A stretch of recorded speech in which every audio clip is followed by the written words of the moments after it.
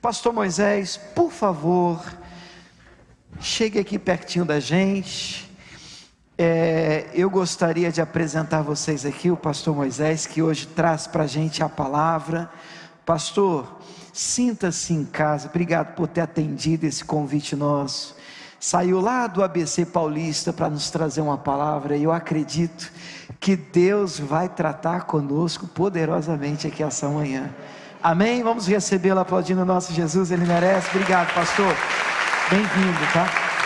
Glória a Deus. Irmãos queridos, eu é que agradeço a recepção que tenho aqui. Estava lá na casa, lá do pastor William, uma recepção maravilhosa. Jantamos lá ontem. E aí já encontrei o Clóvis aqui. E nós estamos juntos aqui para adorar ao Senhor. Amém? Amém. Eu que agradeço, pastor. Muito obrigado. Glória a Deus. Você sabe que quando vem pastor de fora, e principalmente quando ele é presidente da convenção, ele se torna pastor da igreja por pelo menos 1 hora. Então eu vou tentar comandar aqui vocês a presença de Deus. Amém? Glória a Deus. Eu queria que você abrisse a sua Bíblia em 1 Tessalonicenses, no capítulo 1. Como o pastor William me apresentou, eu sou de Santo André, ABC Paulista. Alguém conhece lá, ABC Paulista, Santo André? Opa, tem bastante gente aqui.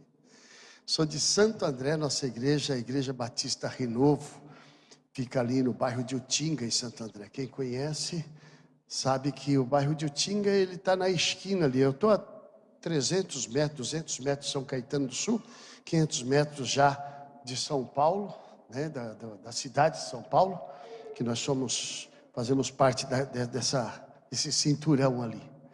Eu estou ali há muito tempo, né? Nessa igreja ali vai completar agora 30 anos. E eu nasci dentro de uma igreja, né?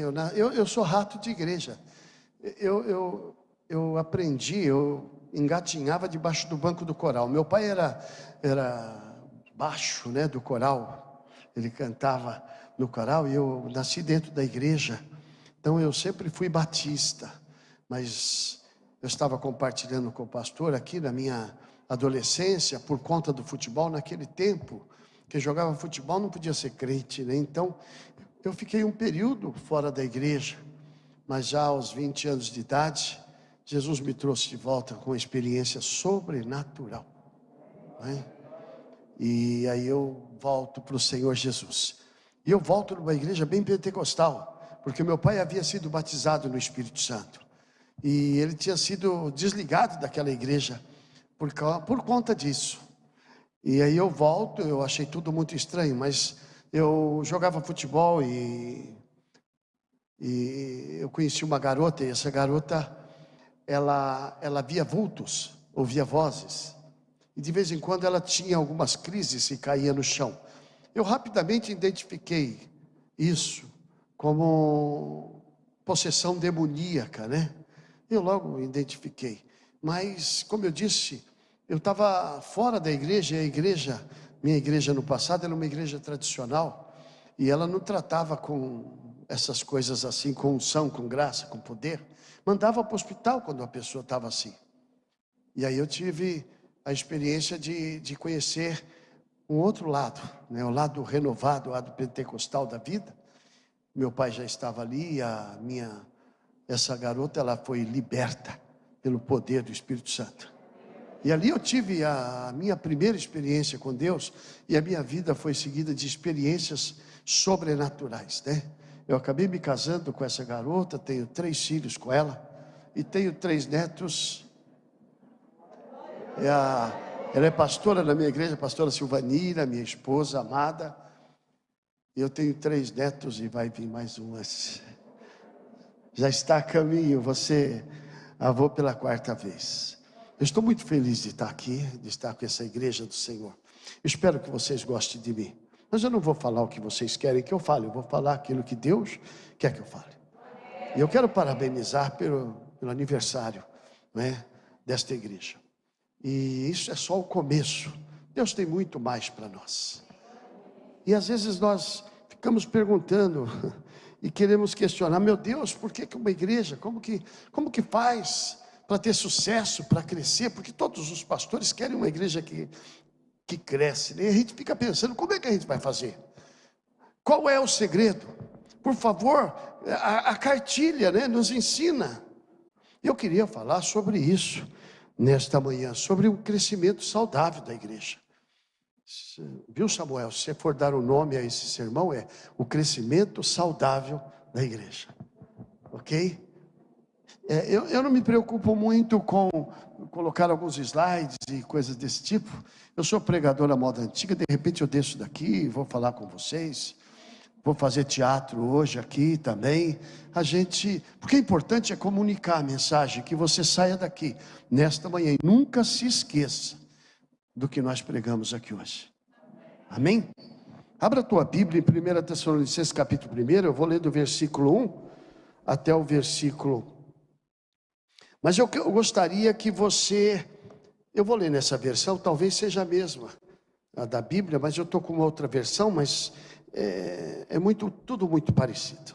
E diz assim: Paulo, Silvano e Timóteo, a igreja dos Tessalonicenses em Deus, Pai, no nosso Senhor Jesus Cristo, graça e paz a vós outros.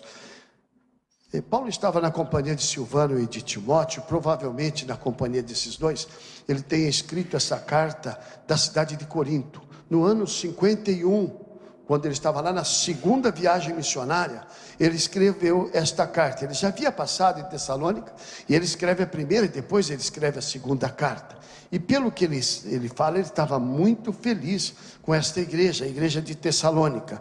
E ele diz assim: damos graças, sempre graças a Deus por todos vós, mencionando-vos em nossas orações e sem cessar, recordando-nos do nosso Deus, a operosidade da vossa fé, da abnegação do vosso amor e da firmeza da vossa esperança em nosso Senhor Jesus Cristo, reconhecendo, irmãos amados de Deus, a vossa eleição.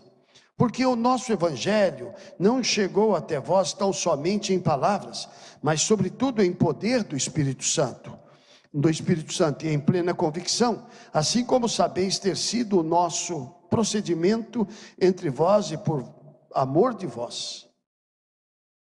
Com efeito, vos tornastes imitadores nossos e do nosso Senhor, tendo recebido a palavra, posto que em meio de muita tribulação, com alegria no Espírito Santo, de sorte que vos tornaste um modelo para todos os crentes da Macedônia e na Acaia, porque de vós repercutiu a palavra do Senhor, não só na Macedônia e Acaia, mas também por toda parte se divulgou a vossa fé para com Deus, e tal ponto de não termos necessidade de acrescentar coisa alguma. Pois eles mesmos, no tocante a nós, proclamam que repercussão teve o nosso ingresso no vosso meio, e como deixando os ídolos, vos convertestes a Deus para servirdes o Deus vivo e verdadeiro, e para aguardardes dos céus o seu Filho, a quem ele ressuscitou dentre os mortos, Jesus, que nos livra da ira vindoura. Amém? Que o Senhor fale comigo e com você, e acrescente ao meu e ao seu coração o que Ele tem para esta manhã. Que Deus abençoe a sua vida. Aleluia. Como eu disse, Paulo escreve essa carta no ano 51, 52, ele estava na cidade de Corinto, e ele escreve a carta à igreja de Tessalônica, que nesse momento era motivo da oração de Paulo. Ele diz: eu estou dando graças a Deus por vocês. Ele começa a carta, eu vou ficar mais parado para facilitar para vocês. Ele começa a carta dizendo assim: eu, Silvano e o Timóteo queremos cumprimentar vocês com a graça e a paz do Senhor Jesus. Você já percebeu que nós batistas cumprimentamos com graça e paz, né? Talvez você pense, mas por quê? Não pode ser outra coisa? Claro que pode. Pode ser bom dia, boa tarde, boa noite, paz do Senhor Jesus, paz de Deus. Mas nós cumprimentamos com com a graça e com a paz, porque está escrito aqui, porque nós acompanhamos o texto bíblico. Paulo, ele cumprimentava com graça e paz. Graças é favor imerecido, e paz é a necessidade que temos para ir adiante. Só para pastores das cartas pastorais ele acrescenta misericórdia. Fala graça, misericórdia e paz. Eu acho que ele já entendia o que nós iríamos passar. E falou assim: pastor precisa de misericórdia de Deus. Você sabe que graça e misericórdia tem um sentido parecido. Graça é favor imerecido, é você receber o que você não merece, né? Graça. E misericórdia é você exatamente não receber o que merece. Então, ele falou: essa pastorzada erra demais, eles precisam de misericórdia para eles não receber o que merece. E Paulo falava assim com a igreja, e por isso nós utilizamos graça e paz. Então, graça e paz, irmãos.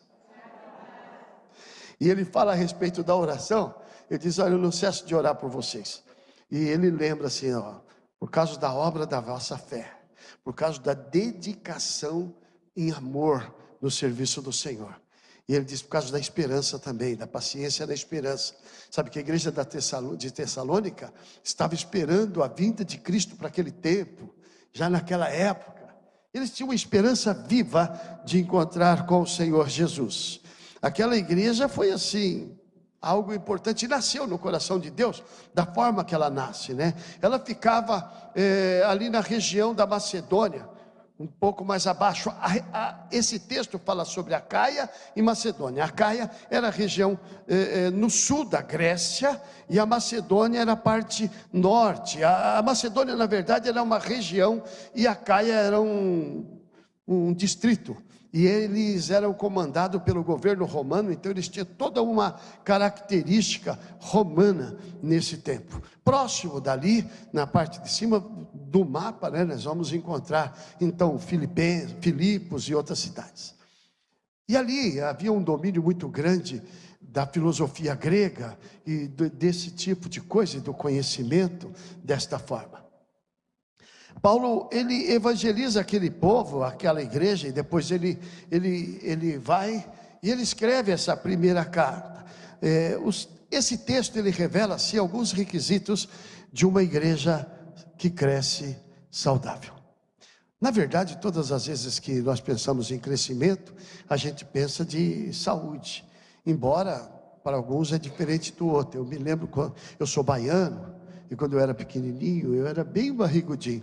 E minha mãe achava que eu era saudável, porque naquele tempo ser barrigudo era saudável, né?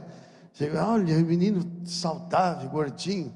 Aí depois dava remédio de verme e via que não era tão saudável assim. Mas o que a gente quer para os nossos filhos é que eles estejam saudáveis. E o que o pastor quer para a igreja é que essa igreja cresça saudável, né? Que ela seja uma igreja saudável, uma igreja operosa, uma igreja que tenha visibilidade. O que eu quero dizer com isso? Tem igrejas, tem em alguns lugares que você vai, e você está na rua da igreja, você pergunta: vocês conhecem a igreja tal? As pessoas não, nunca ouvi falar. Está na rua da igreja, aí você anda alguns metros, fala: ela aqui. Puxa, mas o vizinho não sabia que tinha. Talvez essa igreja não fosse tão importante ou influente naquela região, naquela cidade, naquele bairro. E talvez ela não fosse tão saudável assim, que pudesse influenciar pessoas. Porque o que nós pensamos de uma igreja, a ideia que temos é que ela influencia pessoas. E quando eu falo igreja, eu não estou falando uma instituição, estou falando de você. O que se espera de você é que você influencie pessoas na sua família, que as pessoas da sua família olhem para você e falem: puxa, eu queria ser que nem o Antônio, queria ser que nem ele, né? Que as pessoas, que você possa influenciar no trabalho, na escola, em todos os lugares onde você estiver, que você possa influenciar pessoas, influenciar no caminho do Senhor. Eu recebi um pastor da minha igreja, ele veio de Santos. Aliás, eu recebi para pregar, né? Ele é pastor da igreja Cristo é a Resposta de Santos, uma igreja muito grande, pastor Natalino Gabriel, um homem de Deus abençoado, meu amigão. E depois do culto nós fomos jantar. Ele disse: pastor, eu estou impressionado com o que aconteceu comigo. Aí ele disse: é que eu fui eu recebi um irmão da minha igreja, e ele trouxe o filho dele está com problemas, né? Na questão da religiosidade. O filho dele não está querendo estar firme na igreja, não está seguindo os conceitos do pai e tudo mais, e ele me trouxe para que eu pudesse conversar e orar com o menino. E esse homem é São Paulino, sabe? Torce para o São Paulo. Tem São Paulino aqui? Não tem. Não tem. Olhou bravo para mim lá no canto, né? Aí ele falou: é São Paulino. E quando o pai apresentou, falou: pastor, esse daqui é meu filho, ele é São Paulino que nem eu. Aí o menino, os dois, ele falou: eu fiz ele ser São Paulino tal. E o filho seguiu os passos do pai, no time. Mas com relação a Deus, o pai não passou os conceitos para o filho. Passou do time para torcer, mas para servir a Deus o pai não passou. Ele realmente não influenciou.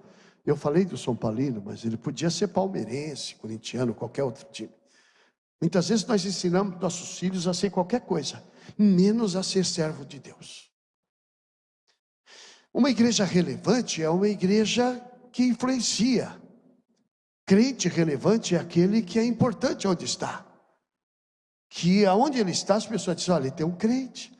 O cara vai contar piada e diz: olha, não conta não que... O cara vai fazer uma brincadeira. Quando você vai no aniversário de criança da tua família, alguém diz: olha, tem aqui um crente, vai orar. Quando você for no velório, alguém diz: olha, tem aqui um crente, ele vai fazer uma oração. E as pessoas vão te reconhecer, porque você está influenciando muito mais do que influenciar que seu filho torça para o mesmo time que você. Essa é uma igreja relevante, que tem qualidades. E hoje nós estamos comemorando o aniversário, aliás, o último dia do mês, né? Comemorando o aniversário dessa igreja. E o que nós poderíamos comemorar aqui? Que esta é uma igreja relevante? Vamos comemorar que esta igreja é influenciadora na cidade? E esse texto, o apóstolo Paulo está inclusive elogiando os irmãos de Tessalônica. Eu dou graças a Deus pela fé, pela paciência que vocês estão esperando Jesus. Eu dou graças a Deus pelo trabalho de vocês, da dedicação. Aliás, eu gostei muito do voluntariado aqui. Eu estou observando, eu falei para você que eu fico olhando tudo. E parabéns.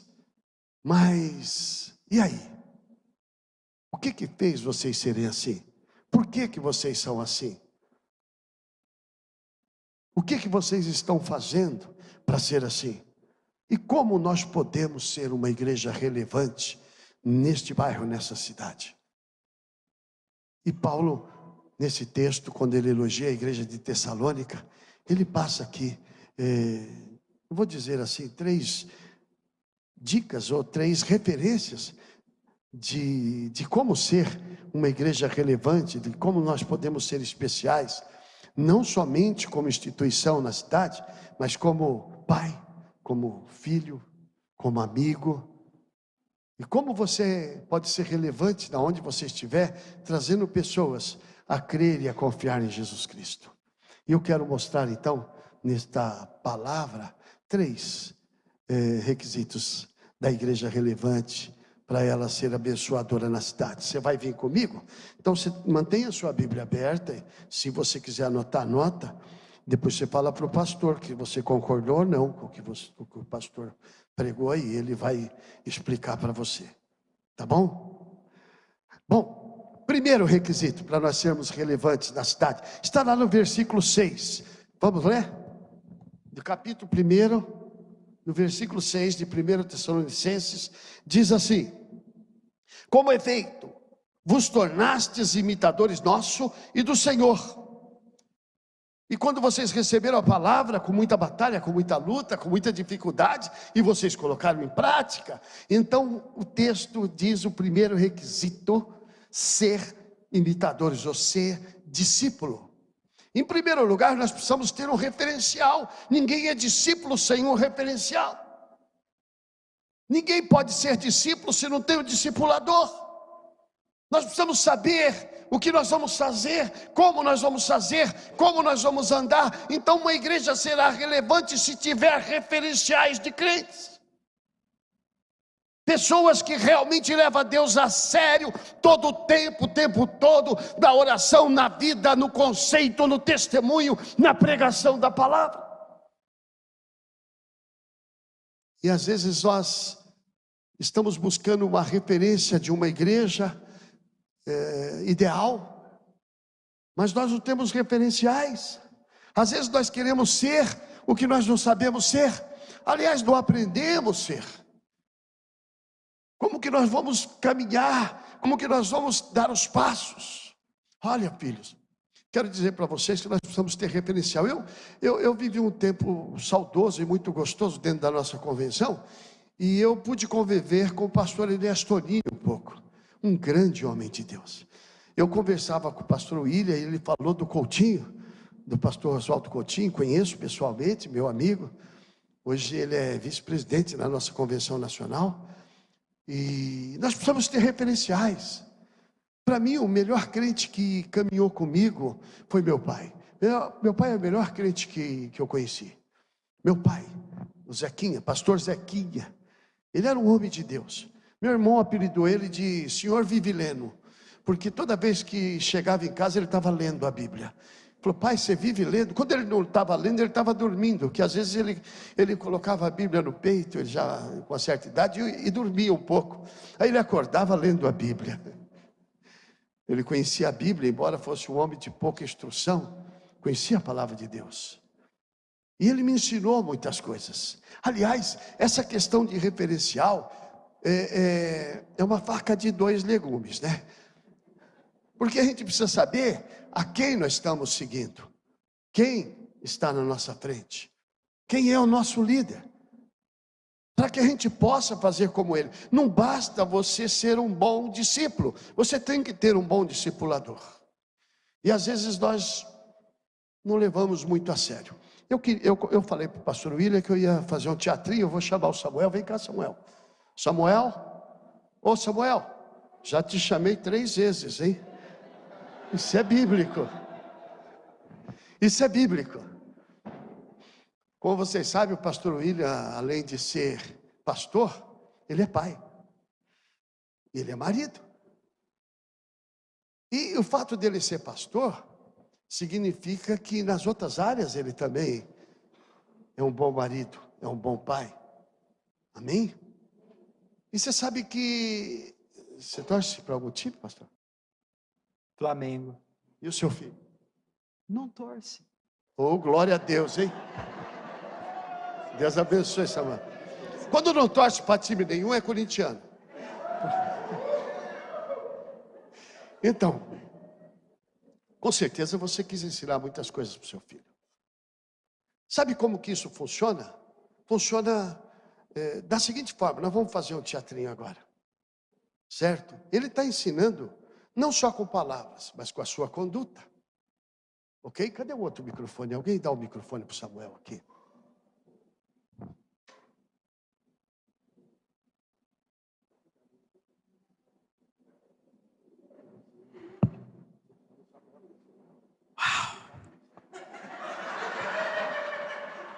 Olha, funciona assim na vida. Aqui é o pai ensinando o filho. Ele vai andando e o filho vai também.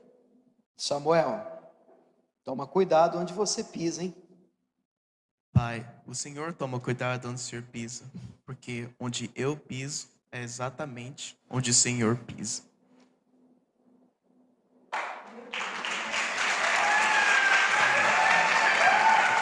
Vocês estão entendendo? É muito simples isso. Obrigado. É muito simples isso.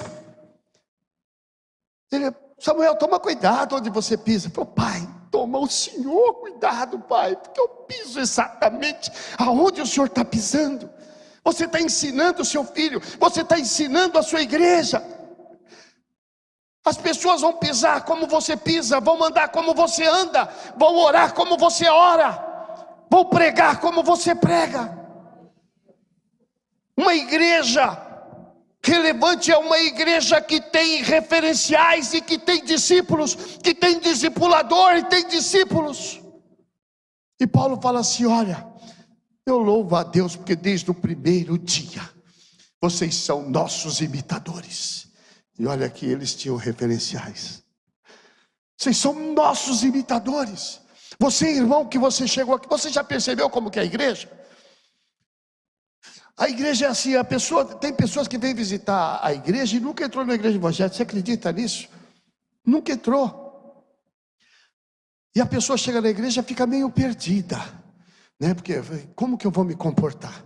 Eu pelo menos sou assim. Às vezes sou convidado como presidente em alguns lugares que tem umas pessoas lá do outro mundo, tudo granfino. E eu falei: meu Deus, como que eu vou fazer? Aí eu vejo que tem talheres aqui. Eu fico olhando, falei: eu vou fazer o que os outros fazem. Se eu pegar um cabeçudo na minha frente, eu vou fazer tudo errado, igual ele. Eu preciso pegar uma pessoa certa, ficar olhando, né? Sabe aquele lance lá de mesa, aquela coisa, toalhinha aqui, põe ali. Eu preciso ficar olhando para me aprender. Na igreja é a mesma coisa, o cara senta do teu lado, pastor Clóvis, ele fica ali com você. Aí, vamos ficar de pé, você fica, ele fica também. Começa a canção, aí você, aleluia, ele está te imitando. É assim. Vai orar, você ora, ele ora com você. A igreja relevante leva outras pessoas a andar como era. O grande problema é que se o discipulador não for um homem de Deus, uma mulher de Deus. Então a igreja relevante faz discípulos. Repita, fala para a pessoa que está do seu lado: eu sou o pastor da igreja agora, né? Se o seu pastor falar: não gosto disso, mas eu gosto, eu sou o pastor, não interessa. Fala para a pessoa que está do seu lado aí, fala assim: nós precisamos fazer discípulos de Cristo.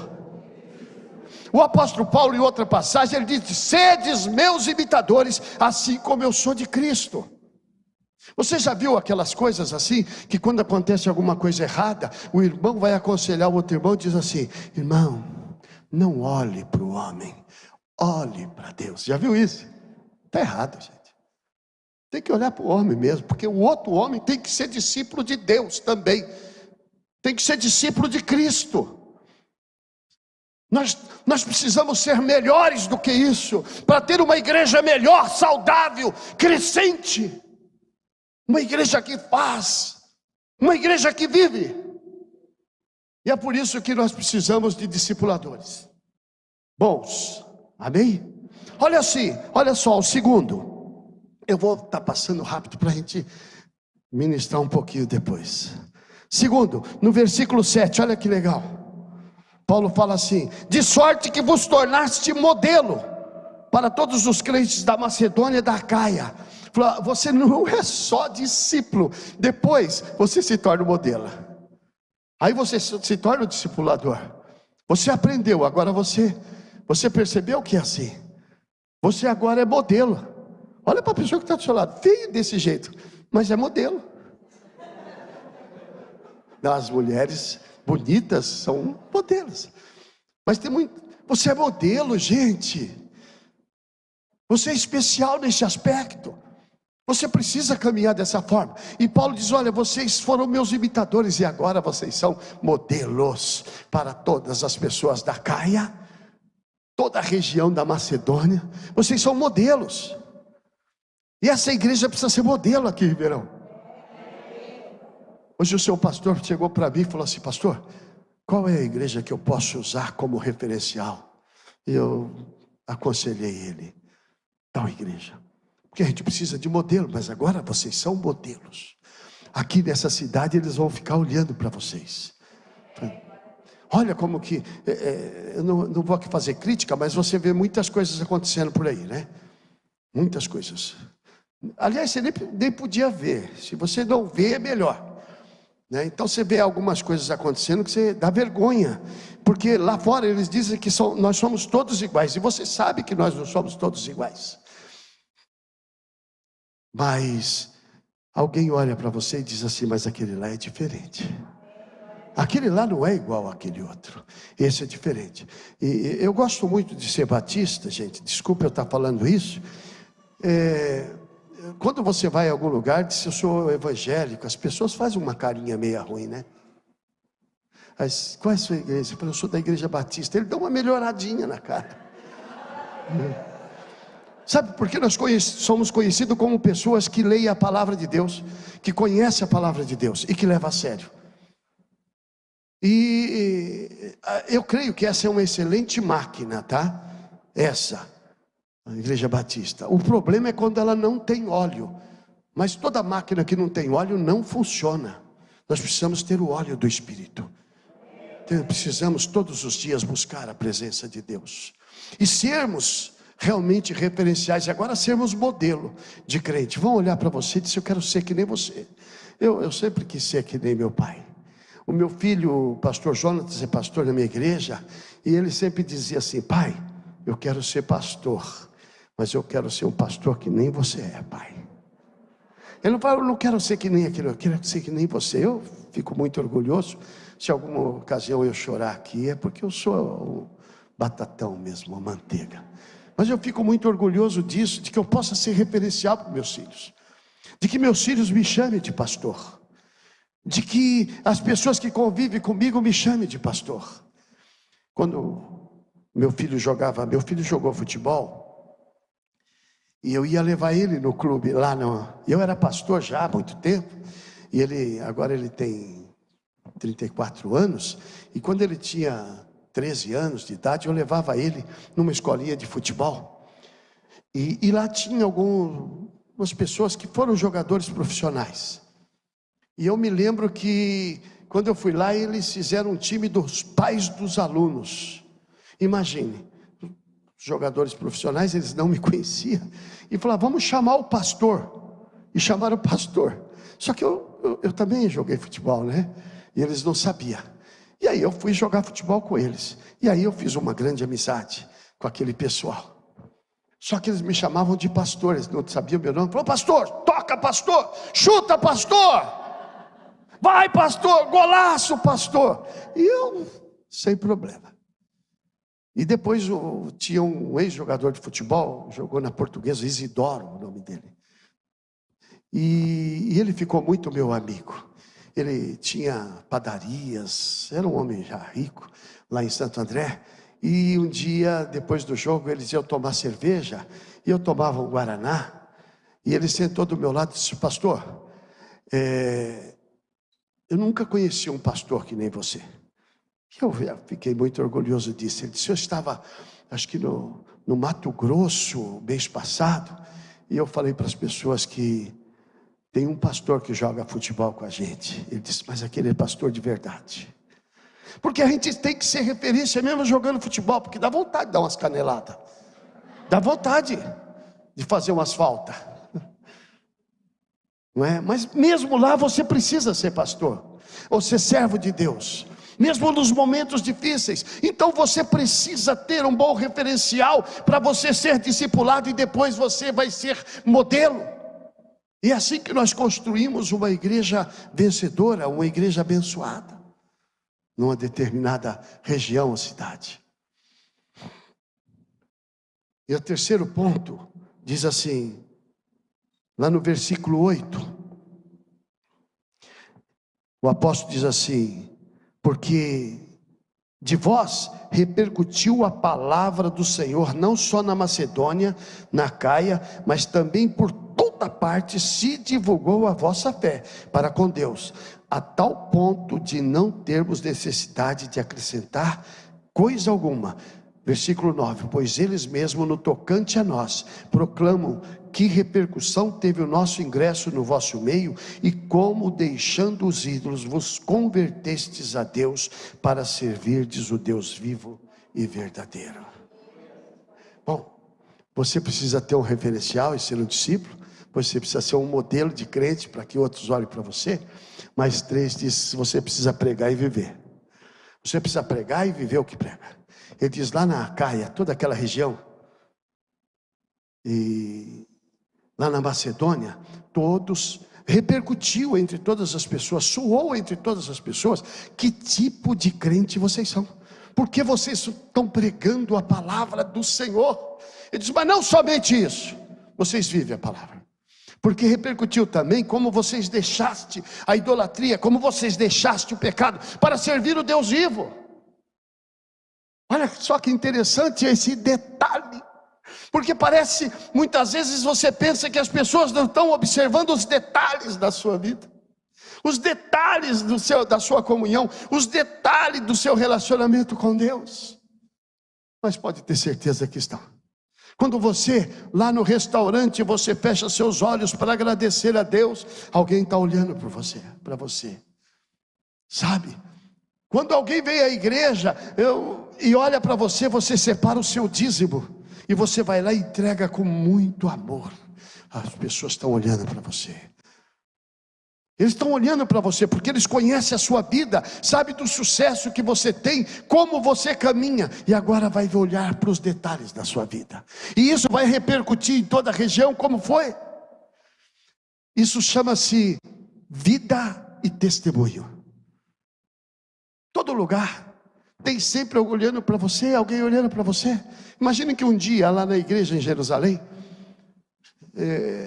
as pessoas começaram a levar as suas ofertas. E é interessante que na igreja do Velho Testamento ali, a igreja primitiva, no templo tinha 13 gasofiláceos. Era oferta da primícia, oferta da viúva, oferta do órfão e tudo mais. E um dia foi uma senhorinha, e aquela senhorinha tinha somente o valor respectivo para a alimentação dela daquele dia, somente isso. E ela foi ao culto, e no determinado momento ela pega tudo que ela tinha, e ela vai lá à frente, e ela não vai no gasofilácio da oferta para as viúvas, não, ela vai no gasofilácio da oferta para os órfãos. Ela diz assim: eles precisam mais do que eu, e coloca lá. Sabe quem estava atrás do alpendre? Estava observando tudo. A Bíblia diz que Jesus estava olhando. E essa mulher, o testemunho dela está aí na palavra de Deus, e repercute no mundo inteiro o testemunho do que ela fez. Alguém estava olhando, observando. Uma ocasião, minha esposa, nossos filhos eram pequenos, e ela chegou para mim e falou assim: amor, a gente precisa orar para os nossos filhos ver. Eu falei: não, Silvanina, a gente precisa orar, falar com Deus. Eu falei: não, eles precisam ver a gente orando. E eu comecei a pensar, falei: ela tem razão. E aí nós começamos a orar. Quando nós íamos orar, deixava a porta aberta e nós nos ajoelhávamos. Eu orava todas as vezes que tinha dificuldade, e eles olhando. Eu não precisei falar muito. Aí o meu filho, que jogava futebol, um determinado dia eu passo na frente, ele estava com uma situação complicada. Quando eu passo na frente do quarto dele, ele está ajoelhado orando. O pastor Jonatas, quando vem a luta, ele vai orar. A Marecinha vai orar. Sabe por quê? Porque está vendo você. Seu filho vê você orando e vai orar. É como disse o Samuel: pai, toma cuidado aonde você pisa, porque pai, eu sempre vou pisar exatamente no mesmo lugar. Uma igreja relevante, queridos, se preocupa com esses detalhes. O detalhe das crianças. As crianças, elas estão observando tudo, e elas vão crescer na igreja. O detalhe com os jovens. Como é bom ter jovens de Deus na igreja para os outros olharem. Mesmo aqueles que tiverem errado, vão olhar para aquele e falar assim: olha, aquele ali é o nosso parceiro. Em todos os lugares que nós vamos, a sua vida está sendo observada, o seu testemunho está sendo observado, aquilo que você fala está sendo observado, como você fala está sendo observado, como você decide as coisas está sendo observado. E uma igreja relevante é uma igreja que tem referenciais, que tem discípulos que se tornam exemplo, mas que todas as pessoas têm uma vida pautada na palavra de Deus, não somente de falar e pregar, mas de viver a palavra. Eu tenho diversos testemunhos e eu vou compartilhar um e eu reservei um tempo para me ministrar e orar por vocês. Eu vou estar aqui à noite também, mas eu quero ministrar por vocês agora. A minha filha era pequenininha ainda e a gente ensinava a palavra para ela. E um dia eu fui pôr gasolina no posto e quando eu entrei no posto, um rapaz deu ré e bateu no meu carro, na lateral. E aí eu fui até uma oficina para fazer um orçamento, e eu tinha seguro, né? Mas o rapaz não tinha. E chegou lá, ia ficar meio caro, e o cara da oficina falou assim: seu Moisés, se o senhor colocar aí no sinistro aí, que bateram no seu carro e você não viu, o seguro vai pagar. E você não vai gastar nada. Olha que ideia sensacional, né? Olha que ideia maravilhosa. E a minha filha olhava para ele e olhava para mim. Olhava para ele e olhava para mim. E de repente ela fala: pai, você não vai mentir, vai, pai. Eu disse: não, eu vou pagar. Eu estava ensinando para ela. Às vezes custa caro ensinar. Às vezes o preço é alto. Algumas vezes você engole, mas você está ensinando.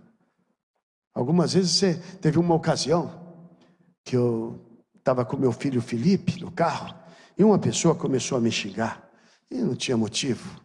E ele começou a brigar comigo e de repente eu fiquei muito nervoso e eu fui atrás dele. E o Felipe falou: pai, o que o senhor está fazendo? E eu estava seguindo aquele cara porque eu estava muito nervoso. E ele falou: pai, o que o senhor está fazendo?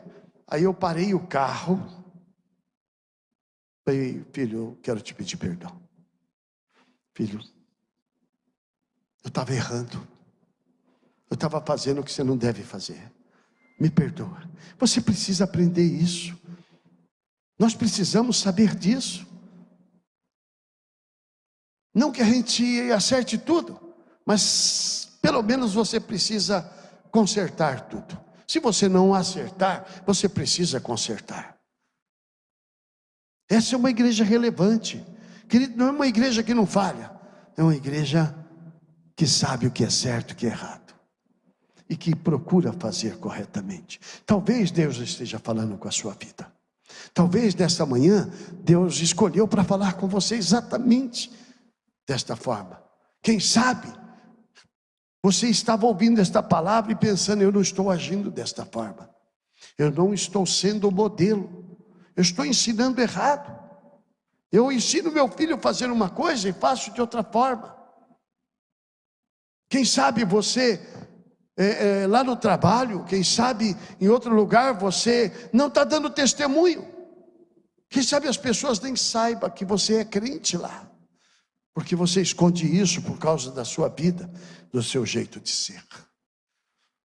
E na igreja, queridos, você não pode ser um multiplicador se você viver uma vida errada, que não contempla a Deus. Deus está te chamando para ser muito melhor que isso. Sabe por quê? Deus quer te promover, Deus quer te abençoar. E aí você pergunta: pastor, as coisas comigo não dão certo. Graças a Deus, porque ninguém vai te copiar desse jeito. Você precisa mudar. Assim como eu preciso ter uma vida transformada todos os dias. O terceiro item fala que toda a Caia, no norte, toda a Macedônia, já tinha ouvido a palavra e sabiam que Deus havia mudado a vida daquelas pessoas. Quando você lê Atos, lá no capítulo 19, você vê Paulo dando testemunho diante do rei do que aconteceu na vida dele. E você pensa que ele vai dizer assim: sabe o que é? Eu estava indo e eu caí do cavalo, ou eu desci do cavalo e eu perdi minha visão. Sabe, aconteceu alguma coisa. Não, sabe o que ele diz? Ele diz assim: Deus me tirou do reino das trevas e me levou para o reino da luz. Sabe o que aconteceu na sua vida? Deus te tirou das garras do diabo e te levou para as mãos de Deus. É isso que o apóstolo diz. E é isso que é uma vida com Deus, uma conversão verdadeira. Você deixou um caminho de pecado para um caminho de justiça, de paz, de verdade. Você não pode pisar das duas formas. Você não pode andar assim. Deus te chamou para ser exemplo, para ter uma vida com Ele. Ele quer te abençoar muito mais do que isso. Ele quer que a sua vida seja um exemplo para outras pessoas, e o seu sucesso seja exemplo para outras pessoas. É por isso que Deus dá sucesso para as pessoas. É impressionante como Deus age, como Deus faz na vida de pessoas. Sabe para quê? Para que possa repercutir o testemunho delas. Possa repercutir. Eu gosto muito de algumas coisas. E outro dia eu estava vendo um futebol, o jogo do Flamengo. E o Pedro, quem já... Pedro. E o Pedro fez o gol. O Pedro é muito bom de bola, aquele menino. Ele é crente. Ele fez o gol. E eu via que toda vez que o Pedro fazia o gol, ele corria para comemorar o gol e fazia assim, ó. Quem já viu isso? Alguém viu? Ele faz assim. O que ele está fazendo? Aí outro dia ele fez assim. Aí ele fez assim. Aí tem uma moça na igreja que ela sabe Libras, ela disse assim, ele estava dizendo assim, toda honra e glória ao Senhor que morreu na cruz, toda glória para Jesus. Ele estava dizendo lá para aquelas pessoas que ele tinha um Deus, que ele louvava a Deus, que ele adorava a Deus, e que toda honra era para o Senhor. Não importa onde ele estava, importa que ele estava dando ali o testemunho dele, dizendo, eu dou toda a honra e toda a glória de tudo ao Senhor. Outro dia eu estava vendo o louvor do Luciano, Zezé de Camargo e o Luciano, ele cantando ao Senhor. Eu nunca tinha ouvido a voz dele, ele só ouvia a voz do outro, parece que era dois cantando, mas era uma voz só. Rapaz, que voz linda. E ele começou a louvar a Deus. Quem viu isso aí? Ele louvava a Deus, ele adorava a Deus. Depois ele disse, eu tenho que adorar a Jesus. Falei, glória a Deus pela sua vida, rapaz. Louve a Deus. Tem gente olhando para você. Ele quer transformar você numa pessoa de sucesso, para que as pessoas possam olhar para você e dizer, eu quero caminhar por esse caminho, eu quero trilhar por essa trilha. Eu vou ser assim, eu vou pisar onde ele pisa, porque eu quero chegar até onde ele chegou. Eu quero ser um adorador como ele é adorador. Eu quero servir, eu quero ter sucesso como o meu pastor, como a minha pastora. Eu quero viver assim. Talvez você não tinha pensado nisso, pensado que aniversário da igreja fosse só bolo e festa. Não, queridos, é comemoração do poder de Deus, de como Deus faz. Parece que tudo isso é coisa simples. Não, nós estamos mergulhados no sobrenatural. Tudo isso é sobrenatural. Não é fácil as pessoas deixarem uma vida para viver outra vida com Deus, uma vida de dedicação. Mas isso acontece porque Ele mesmo entra na sua vida, Ele entra no seu coração, porque Ele mesmo muda as coisas, porque você passa a ter experiência com Ele, a viver com Ele, a andar com Ele, e Ele começa a dizer para vocês algumas coisas, e Ele começa a falar com vocês. É impressionante. Eu gosto muito quando as pessoas falam, Deus falou comigo. Aí você fala, mas como assim? Falou com ele? Fala. Deus fala de diversas formas, de diversas maneiras. Fala através da palavra, fala através, e fala audivelmente, como você está me ouvindo, porque Ele já falou comigo assim. Mas Deus fala, se comunica conosco. Eu quero mostrar para vocês que você pode ser melhor do que isso. Nós podemos comemorar um outro aniversário muito melhor do que estamos agora. Muito melhor. Sabe por quê? Porque Deus quer te levar a um outro patamar. Deus quer te levar a um outro padrão. Deus quer ministrar para você. Deus quer tirar da sua vida aquilo que Ele não quer, porque Ele está lapidando, Ele está burilando você a cada dia. Nós queremos ser esta igreja relevante em todo o estado de São Paulo.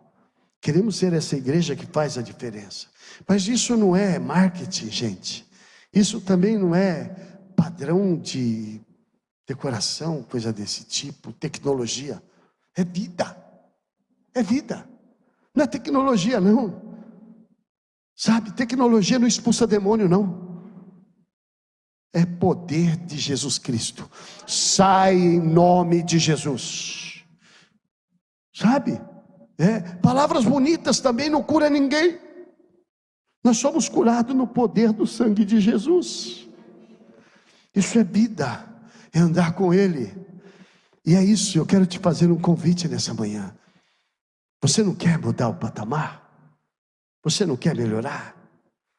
Você não quer ser melhor que isso? Eu quero orar com você. Eu queria até convidar o pessoal da música, vem para cá. Faz favor para nós cantarmos uma canção. Não sei, pode, né? Pode, eu que sou pastor agora, pode sim, pode vir. Estou pedindo aí, né? Quando nós vamos para Israel, aí vai um monte de pastor, né? Vai vários pastores. Fala assim, você vai servir a ceia, você vai... todo mundo pastor tem que ser o trabalhador da turma, né? O serviçal. Amém? Eu quero orar com você. Deus falou no seu coração? Deus falou na sua vida? Você quer ser melhor que isso? Quer? Vamos orar. Vamos entregar ao Senhor. Sabe, hoje nós temos aqui um palco muito bonito, mas quando nós estamos adorando a Deus, isso não é palco, é altar. Amém? É altar. E altar não é lugar de vida, é lugar de morte. Sabia? É de expiação. É lugar de morte, aqui é lugar de morrer. De morrer o velho, para surgir o novo. Então vamos cantar uma canção. Eu vou convidar você que está olhando, ouviu tudo isso, e Deus falou no seu coração, e você entendeu, falou, tem algo que eu tenho que deixar no altar nessa manhã. Tem alguma coisa que eu tenho que deixar no altar. Às vezes você diz, mas eu sou um bom crente. Um dia um rapaz chegou para Jesus e falou, mestre, eu faço tudo. Ele disse, alguma coisa te falta. Alguma coisa te falta. E se falta alguma coisa, e você identificou nessa manhã, enquanto nós estiver cantando, eu gostaria que você saísse do seu lugar, viesse aqui no altar e falasse, Deus, que bom que o Senhor mostrou para mim. Eu quero deixar aqui. Eu não vou levar comigo, porque eu quero ser melhor do que isso, Senhor. E vem aqui ao altar e deixa aos pés do Senhor. Fica aqui, nós vamos orar. Nós vamos orar. Aleluia. Sonda-me, Senhor, e me conhece. Quebranta o meu coração. Transforma-me conforme a tua palavra. Enche-me até que em mim se ache só a ti. Então,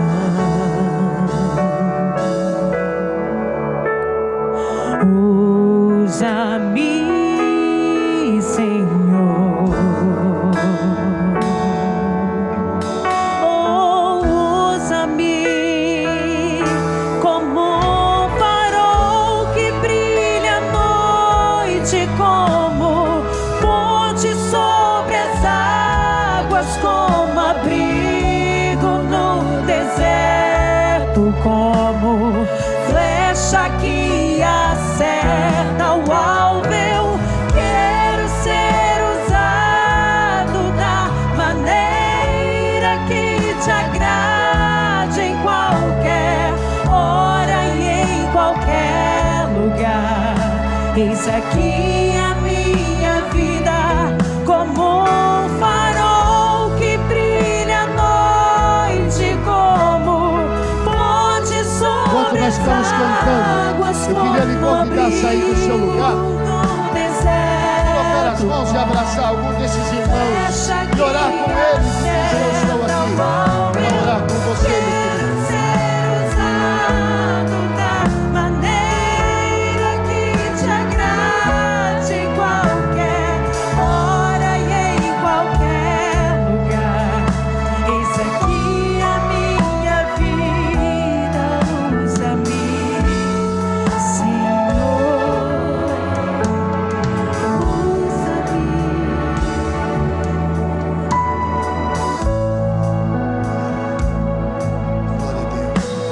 Essa é a nossa oração. Querido Deus, em nome de Jesus, eu quero colocar teus filhos, tuas filhas, todos esses, Senhor, que estão prostrados diante de ti, Senhor, pedindo, Pai, que o Senhor ministre, pedindo, Senhor Deus, que a ajuda dos céus possa vir e quebrar, Senhor Deus, todo e qualquer laço, toda e qualquer seta, tudo aquilo que o inimigo lançou, Senhor, que o Senhor possa ministrar de forma poderosa sobre teus filhos, ó Pai, que aquele que veio à frente, Senhor, não volte mais, que volte, Senhor, para o lugar, pessoas transformadas, tocadas, libertas, Senhor, para que a sociedade, Senhor, a comunidade possa olhar para cada um delas, Senhor Deus, e dizer: eu quero ser assim, Senhor, esse é o meu modelo.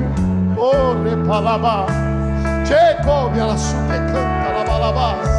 Vem, Senhor da glória, restaura, Senhor, conserta, Pai, Senhor, burila cada vida, Senhor, para que possamos ser uma igreja melhor, servos melhores, pais melhores, pastores melhores, filhos melhores, maridos melhores, Senhor.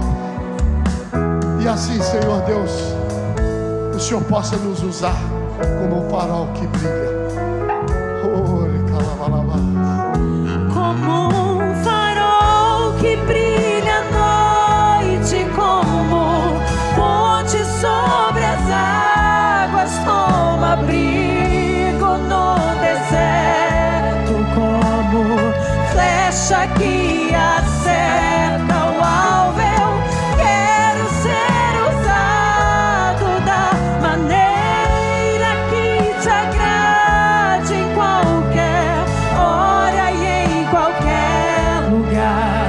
Eis aqui a minha vida, como um farol que brilha à noite, como ponte sobre as águas, como abrigo no deserto, como flecha que acerta o alvo. Eu quero ser usado da maneira que te agrade, em qualquer hora e em qualquer lugar. Eis aqui a minha vida, usa-me, Senhor, usa-me. Querido, levante as suas mãos para esse Deus. Vocês que estão aqui na frente podem ficar de pé. Senhor Jesus, nós recebemos com gratidão esse investimento do Senhor, meu Deus, a nossa vida, no nosso coração. Meu Deus, nós queremos ser essa igreja, Pai. Queremos ser, meu Deus, esse grupo, esse povo, essa comunidade, Senhor, um modelo, meu Deus, de pessoas transformadas que têm sido chamadas para fazer a diferença, para marcar o nosso tempo, meu Deus, para que pessoas possam pisar onde temos pisado. Queremos fazer a diferença, Deus, onde temos sido plantados pelo Senhor. Então, Espírito Santo de Deus, muda em nós o que precisa ser mudado. Deus, transforma, Senhor, o que precisa ser transformado. Perdoa-nos, Senhor Jesus, e muda a nossa sorte, transforma a nossa história. Pois se o meu povo, que se chama pelo meu nome, se humilhar e orar e buscar a minha face e se converter dos seus maus caminhos, dos seus pecados, eu então perdoarei os seus pecados, eu sararei a sua terra. Usa-nos, ó Deus, levanta homens e mulheres, uma igreja que seja relevante neste tempo, Pai. No nome de Jesus nós clamamos por essa graça, clamamos, Deus, pela tua presença como uma marca, meu Pai, na nossa vida, a ponto, meu Deus, de pessoas nos desejarem imitar, como temos imitado o Senhor, em nome de Jesus de Nazaré. Pai, obrigado, Senhor. Obrigado, Deus, pela vida de cada pastor, que o Senhor hoje permitiu estar conosco aqui nessa manhã. Obrigado, Deus, pela vida do pastor Moisés. Obrigado, Deus, por essa palavra. Obrigado, Deus, porque entendemos ser essa palavra um investimento que o Senhor hoje está lançando sobre esta igreja. E, meu Deus, investimento esse, meu Pai, que nós agradecemos e cremos do fundo do coração, e trará resultados maravilhosos, Deus, para a nossa vida, como já vem trazendo, Senhor. Aleluia, glória a Deus por isso. Obrigado, Deus, por esse ano, Senhor, por tudo que o Senhor tem nos proporcionado nesse tempo, porque até aqui o Senhor tem nos sustentado, até aqui o Senhor tem nos ajudado. Ajuda-nos, ó Deus, a não errar o caminho, Senhor. Ajuda-nos, Senhor, a continuar respeitando a tua presença e a tua palavra, em nome de Jesus. Vamos aplaudir esse Senhor. Pode voltar para o seu lugar. Pode voltar para o seu lugar. Faz esse refrão mais uma vez. Faz o refrão mais uma vez. Como um farol que brilha à noite,